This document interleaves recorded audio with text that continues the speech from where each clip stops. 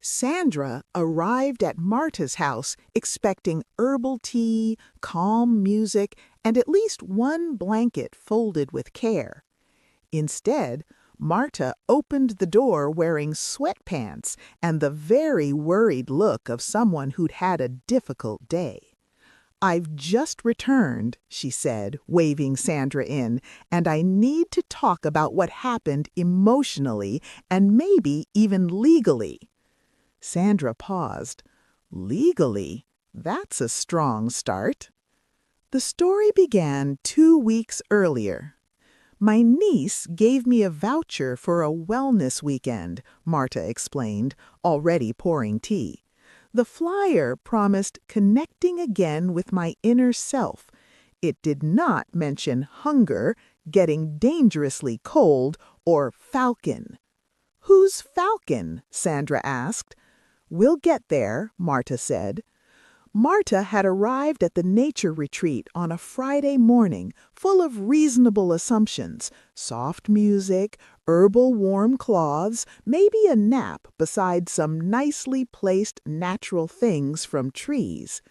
Instead, she was greeted by a schedule printed on bark-scented paper and a woman named Juno who spoke only in positive statements. When someone complained about the cold, Juno smiled and said, "Your body is learning to stay warm on its own. Isn't that wonderful?" Her room had no mirror, no phone signal, and one laminated card that said, "Discomfort helps you understand yourself more clearly." Sandra nodded slowly. No mirror, no signal, and a message about discomfort? That sounds like the beginning of a documentary where people start to disappear. "That was the first red flag," Marta said. "The second was the soup, if you can call warm green foam soup." Day 1 began with yoga. The flyer had said guided stretching for all levels. The reality was Kim, a former Army fitness instructor who shouted instructions like, "Warrior pose, tighten your stomach muscles like they owe you money." Sandra made a face. Kim again? I'm telling you, the universe has only one fitness instructor, and she's angry. Marta's knee gave up halfway through a one-legged squat. Kim called her a quiet fighter. Sandra sipped her tea. "That's what my Pilates Kim called me too, right before my spine stopped cooperating." Lunch was a kale bowl and one raw walnut on a stone plate. Sandra nearly dropped her tea. A stone plate? Are we eating or building a wall?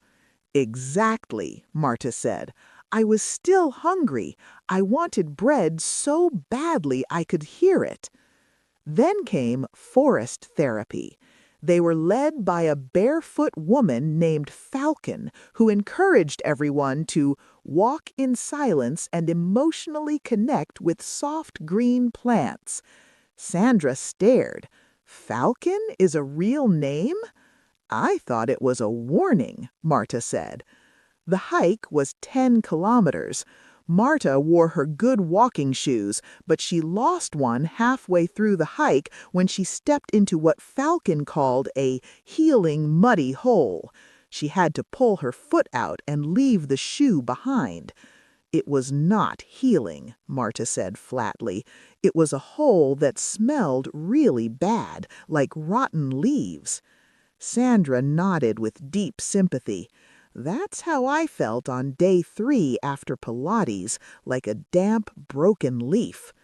By the end of the day, Marta was cold, hungry, and she felt doubtful inside. "I missed chewing. I missed chairs. I missed kettles that just make hot water, not try to teach you something." Sandra sighed. Yes, appliances should boil water, not give feedback. On day 2, Marta decided to leave. But you couldn't just leave. There was a self-reflection ceremony before breakfast. So you were trapped, Sandra said, just like me in gentle Pilates when my legs stopped working and I had to pretend it was a choice. Marta pointed at her. Exactly. So she faked an injury. I used a dried raisin and my shoelace, she said. I tied it around my ankle to make it look like I was really hurt, but it wasn't very convincing. Sandra blinked. A raisin? It was the only thing I had that looked medical, Marta said. She walked with difficulty, dramatically. She even moaned. Kim offered to carry her to the recovery room. Sandra covered her mouth. No, that's how they get you. First they carry you, then they feed you green foam again. I said I needed quiet time alone and special minerals for energy, Marta continued. What she actually needed was the locked tea room and the granola bar she had hidden in her sock drawer. She was caught, of course. A volunteer named Bliss cornered her as she sat on the floor with the granola bar half eaten and her ankle dramatically raised on a bamboo footstool. "Would you like to process this through breath?" Bliss asked. Marta took a slow bite, chewed thoughtfully, and said, "I'd like to process this through a cheeseburger." Sandra smiled, proud. That is the healthiest sentence I've heard in weeks. Marta left an hour later. She stopped at a petrol station cafe and ordered a cheeseburger. She ate it in her car in complete silence. It was the best, most peaceful moment of the whole weekend, she said. No one commented. No one encouraged me to think about my hunger differently. I just ate something that didn't need explaining. Back in the present, Sandra refilled her teacup. "Did they give you any refund when you left?" Marta said a staff member said I would be charged for leaving early. I argued until they dropped the fee. Now I get lots of emails with subjects like, "Are you hiding from your growth?" Sandra nodded. I still get gym emails that say, "We miss you," as if I left politely. They sat quietly for a moment. The kettle made a bubbling sound once, then settled. Finally, Sandra said, "That's the problem with inner peace. It rarely includes carbs." They laughed until they breathed noisily.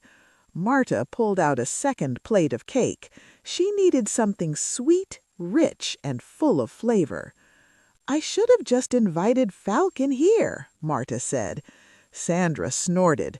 "She'd probably make us walk barefoot around your living room and call it healing." They toasted their mugs.